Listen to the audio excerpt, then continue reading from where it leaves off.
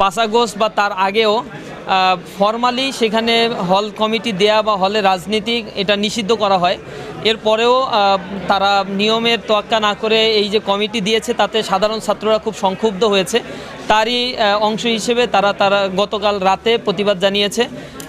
আমরা হয়তো তাদের এই প্রতিবাদের ব্যাপারে আমরা তাদেরকে সম্মান জানাই বা আমরা আশা করি তারা মূলত তাদের যে দাবিগুলো ছিল যে হল পলিটিক্স চলবে না, কিন্তু ক্যাম্পাসে বা মূল ক্যাম্পাসে যে কেউ যে কোনো রাজনৈতিক আদর্শ নিয়ে কার্যক্রম পরিচালনা করতে পারবে।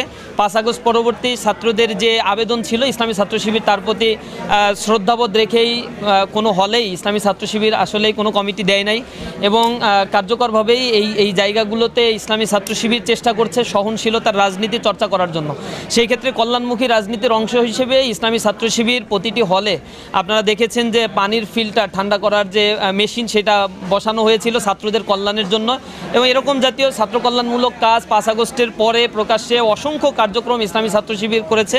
তো গতকাল একটি হলে যে দুর্ঘটনা ঘটেছে কিছু উৎসুক ছাত্র, এটা আমরা মনে করি না যে অধিকাংশ ছাত্রই এর ব্যাপারে এই পানির ফিল্টার যেটা বসানো হয়েছে সেটি ভেঙে ফেলেছে। এখানে বিচ্ছিন্ন 2-4 জনের ক্ষেত্রে আমরা মিডিয়ার মাধ্যমে জানতে পেরেছি, যেটা আসলেই অপ্রীতিকর এবং আমরা আসলে এটা আশা করি যে কাজটা যারা করেছে তারা এই ব্যাপারে অনুতপ্ত হবে এবং এটা সাধারণ ছাত্রদের কল্যাণের জন্য এটা করা হয়েছে এবং ইসলামী ছাত্র শিবির। তো আমরা এই অপ্রীতিকর ঘটনা যেটি ঘটেছে আমরা আশা করি এই ক্ষেত্রে যারা ঘটিয়েছে তারা অনুতপ্ত হবে এবং তারা এই ব্যাপারগুলোতে পরবর্তীতে আরও বেশি সতর্ক থাকবে ইনশাআল্লাহ।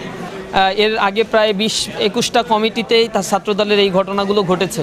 এ ব্যাপারে আমরা প্রতিবাদ জানিয়েছি।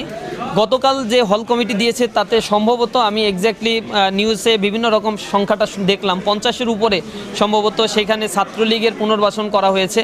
তো যে জিনিসটা করা হয়েছে সেটা তো তারা কোনো কমিটি দিলে অবশ্যই যাচাই বাছাই করেই তা দেওয়া উচিত। তারা এই কমিটি দেওয়ার পরে আবার তদন্ত কমিটি গঠন করেছে 3 সদস্য বিশিষ্ট। সেই তদন্ত কমিটিতে আবার যাকে সদস্য করেছে তার ব্যাপারেও এলিগেশন আছে, সেও ছাত্রলীগের সাথে জড়িত ছিল। সব মিলিয়ে যেই কাজটা তারা করেছে সতর্ক হওয়া আরও বেশি উচিত ছিল এবং তাদের মধ্য দিয়ে যে ছাত্রলীগের যে পুনর্বাসন, অথবা যদি এটা এমন হয় যে আগে এরা ছাত্রদলই করত কিন্তু সিচুয়েশনের কারণে ছাত্রলীগের মধ্যে থেকে তারা কাজ করেছে, অর্থাৎ গুপ্তভাবে তারা কাজ করেছে, তা এই ক্ষেত্রে তো আসলে আমাদের খুব বেশি কিছু বলার নাই। আমরা আশা করব ছাত্রদল তার পরিশীলিত রাজনীতিগুলোর চর্চা আরও বেশি বাড়াবে এবং তারা কমিটি দেওয়ার ক্ষেত্রে এই বিষয়টা সর্বোচ্চ সতর্কতার সাথে সামনে থেকে ডিল করবে, এটা আমাদের একান্ত প্রত্যাশা।